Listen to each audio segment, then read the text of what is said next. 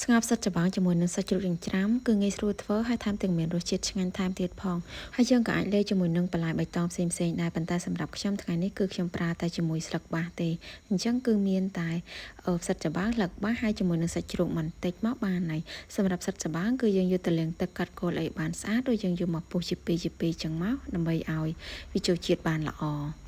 ស្លឹកខ្ទឹមលាងទឹករួចយកមកហាន់ទៅជាកង់ៗដែលហាន់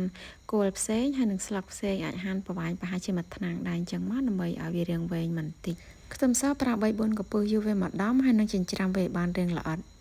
សាច់ជ្រូកខ្ញុំប្រើមួយកូនដុំយកវាមកហាន់ឲ្យទៅជា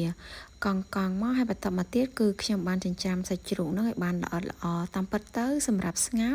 យើងចង់ដាក់សាច់ជ្រូកជាប្រទេសក៏បានឬក៏យើងចង់ចិញ្ច្រាំឲ្យបានរាងល្អិតក៏បានដែរអាស្រ័យទៅលើចំណង់ចំណូលចិត្តរបស់យើងឯងចិញ្ច្រាំល្អិតបានតែប៉ុណ្្នឹងបានហើយយើងចូលដល់របៀបនៃការស្លតែម្ដងដាក់ប្រេងឆាចូលចំនួន1ស្លាបព្រាបាយមកហើយនឹងយកខ្ទឹមសដែលយើងបានចិញ្ច្រាំរួចមិញគឺយើងយកមកកូររំលីងខ្ទឹមសនឹងរហូតតទៅវាឡើងក្លិនឈ្ងុយហើយនឹងមានពណ៌រាងក្រហមព្រឿងស្អាតបែបហ្នឹងរួចយើងដាក់សាច់ជ្រូកដែលយើងបានចិញ្ច្រាំរួចយកមកលីងជាមួយនឹងខ្ទឹមហ្នឹងដើម្បីសាច់ជ្រូកហ្នឹងគឺបានរាងឆ្អិនល្អបន្តិចរួចយើងបន្ថែមជាមួយនឹងទឹកត្រី1ស្លាបព្រាបាយដើម្បីបញ្ឆេះសាច់ហ្នឹងឲ្យវាមានកាន់តែមានក្លិនឈ្ងុយថែមទៀតបន្តមកទៀតគឺខ្ញុំបានចាក់ទឹកធម្មតាហ្នឹងគឺចំនួន2ផ្តិលយើងអាចដាក់ទឹកទៅតាមបរិមាណបន្លែរបស់យើងអញ្ចឹងនៅពេលយើងដាក់ទឹកហើយគឺអាចបង់ជាមួយនឹងគល់ខ្ទឹមបាន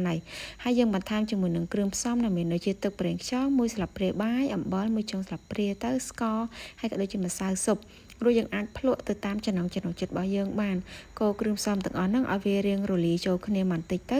រួចយើងទុកទឹកសម្លរបស់យើងឲ្យពុះល្អរួចដាក់ផ្សិតចំបើងចូលចាអញ្ចឹងដោយសារតែផ្សិតចំបើងនេះគឺយើងត្រូវទុកវាមួយរំពុះសិនចាំយើងដាក់បន្លែខៀវចូលខ្ញុំប្រើលឹកបាសអញ្ចឹងយើងដាក់លឹកបាសចូលទុកតែមួយរំពុះគឺឃើញថាឆ្អិនហើយស្លនេះគឺងាយលឿនមែនទែនអត់ពិបាកទេត្រូវការគឺស្លតែ5នាទីគឺបានរួចរាល់ហើយចុងក្រោយគឺយើងបន្ថែមជាមួយនឹងស្លឹកខ្ទឹមតែប៉ុណ្ណឹងគឺឃើញថាសម្លរបស់យើងបានរួចរាល់ហើយសម្រាប់ម្រេចគឺយើង